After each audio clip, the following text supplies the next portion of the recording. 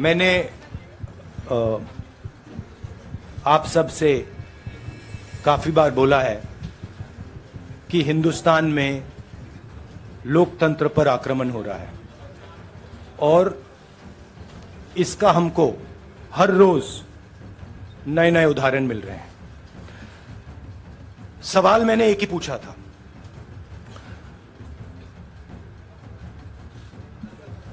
Foundation पे जाता हूं,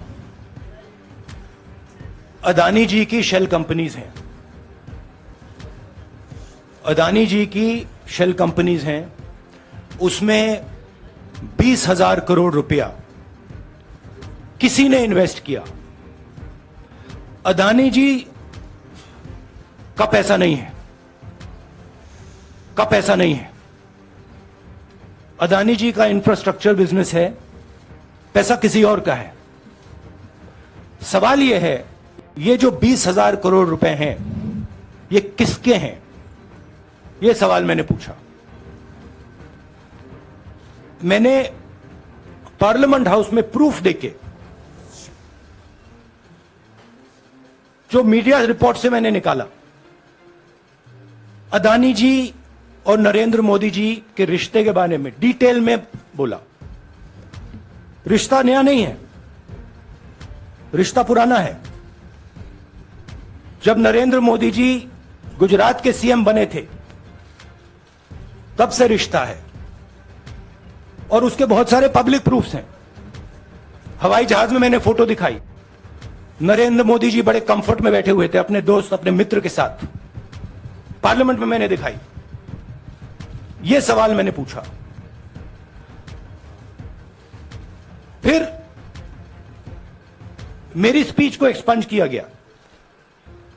मैंने स्पीकर को डिटेल चिट्ठी लिखी, पॉइंट बाय पॉइंट, कि मैंने कहा कि एयरपोर्ट्स अदानी जी को रूल बदल के दिए गए हैं।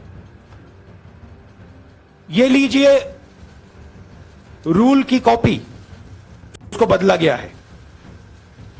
चिट्ठी लिखी, कोई फर्क नहीं पड़ा। फिर मेरे बारे में मंत्रियों ने पार्लियामेंट में झूठ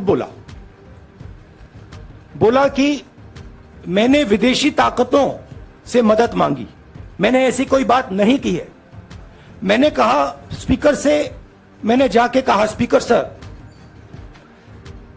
पार्लियामेंट का नियम है कि अगर किसी मेंबर पर कोई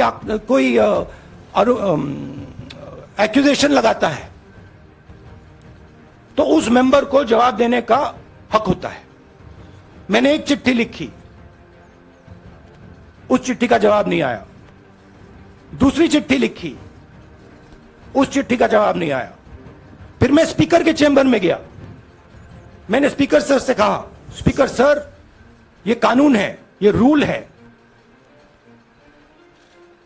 इन्होंने झूठा आरोप लगाया है, मुझे आप बोलने क्यों नहीं दे रहे हैं? स्पीकर सर मुस्कुराते हैं, कहते मैं नहीं कर सकता। और फिर उसके बाद आपने सबने देखा क्या हुआ। सवाल पूछना मैं बंद नहीं करूंगा। नरेंद्र मोदी जी का अदानी के साथ क्या रिश्ता है और 20,000 करोड़ रुपए किसके हैं, मैं पूछता जाऊंगा। मुझे कोई डर नहीं लगता इन लोगों से। और अगर ये सोचें कि मुझे डिस्क्वालीफाई करके, धमका के, जेल में डाल के मुझे बंद कर सकते, नहीं, मेरी वो हिस्ट्री नहीं है। मैं हिंदुस्तान के लोकतंत्र के लिए लड़ रहा हूं और मैं हिंदुस्तान के लोकतंत्र के लिए लड़ता रहूंगा।